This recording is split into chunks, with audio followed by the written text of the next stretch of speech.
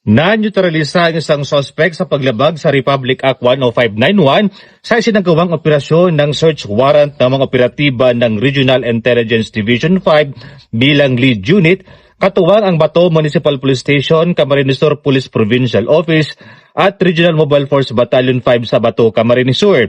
Isinagawa ng pinagsanib na puwersa ang pagpapatupad ng isang legal na search warrant para sa paglabag sa Republic Act 10591 o ang Comprehensive Firearms and Ammunition Regulation Act nang tumanggi ang sospek na papasukin ang mga otoridad at sa halip ay nagpapatok ng baril laban sa papalapit ng mga alagad ng batas. Dahil sa agarang banta sa kanilang buhay, napilitan ang mga operatiba na gumamit ng kinakailangan at naayon na puwersa na humantong sa armadong engkwentro. Sa palitan ng putok, tinamaan ng bala ang sospek sa itaas na bahagi ng kanyang katawan na naging sanhi ng kanyang pagkakaneutralisa. Na-recover sa pinangyarihan ang isang unit ng kalibre 45 na baril na pinaniniwala ang ginamit ng sospek sa naturang engkwentro.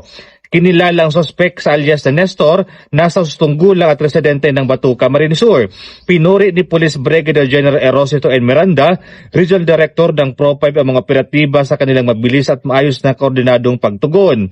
Nanatiling matatag ang Pro-5 sa pagpapaigting ng mga operasyong nakabatay sa intelligence at koordinasyon laban sa kriminalidad na naglayong husugpuin ang iligal na aktibidad, inyutralisa ang mga banta sa kaligtasan ng publiko at higit pang patatagin ang kapayapaan at kaayusan sa rehiyong Bicol. Mula dito sa Legazpi City, Albay, ako po si Police Staff Sergeant Mark Polito P. Lovendino Jr. Nag-uulat para sa Police News Network at ito ang bagong PNP para sa bagong Pilipinas, serbisyong mabilis, tapat at nararamdaman.